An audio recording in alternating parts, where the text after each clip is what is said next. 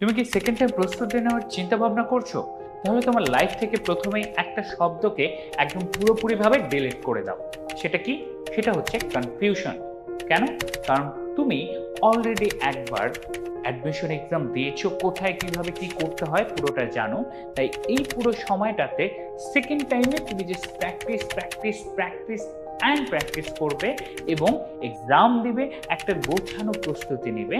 এই সময় তোমার লাইফ থেকে কনফিউশন ওয়ার্ডটাকে একদম পুরোপুরি বাদ দিতে হবে। এবং তুমি যদি কোনো জায়গায় এখনো কনফিউজ থাকো, তোমার এই সব কনফিউশন দূর করার জন্য কিন্তু আই এডুকেশন এবং আমাদের পুরো সেকেন্ড টাইম ব্যাচের টিম আছে তোমাদের সাথে।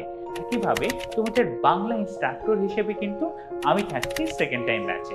এখন বাংলায় তোমাদের একটা কনফিউশন কাজ করছে, ভাইয়া বাংলা শর্ট সিলেবাস নাকি বাংলা ফুল সিলেবাস। এই জায়গা থেকে তোমাদের যে কনফিউশনটা কাজ করছে সেই জায়গাটা ক্লিয়ার করে দেই। বাংলায় তোমাদের 2024 সালের যে এইচএসসি পরীক্ষা হবে, সেই এইচএসসি পরীক্ষা কিন্তু শর্ট সিলেবাসে হবে। তার মানে তোমাদের অ্যাডমিশন পরীক্ষাও কিন্তু বাংলার শর্ট সিলেবাসে। এটা যাচ্ছ হবে কার জন্য? ঢাবির জন্য, জবির জন্য, একই সাথে গুচ্ছের জন্য। অনেকেই বলছিল এবার যে গুচ্ছে ফুল সিলেবাস, ভাই আপনি ফুল সিলেবাস পড়াচ্ছেন না কেন?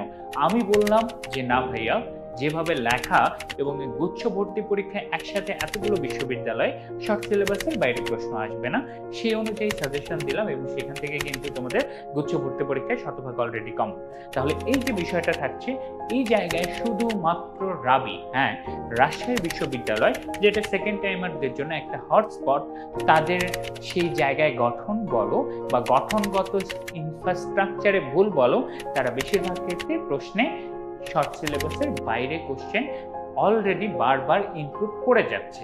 সেই জন্য আমরা 2021 সালে কোভিড চলাকালীন শর্ট সিলেবাসের বাইরে আরো কিছু যে টপিক ছিল সেগুলোও কিন্তু সেকেন্ড টাইম ব্যাচে একবার ওভারভিউ করিয়ে দিব, যেন তোমার প্রিপারেশন এইবারে ফার্স্ট টাইমার কেন, তোমার মতো আরো সেকেন্ড টাইমারদের থেকেও কয়েক গুণে ভালো হয় সেটা নিশ্চিত করে দেওয়ার দায়িত্ব আমার এবং পুরো আই এডুকেশন টিমের। তোমার দায়িত্ব কি?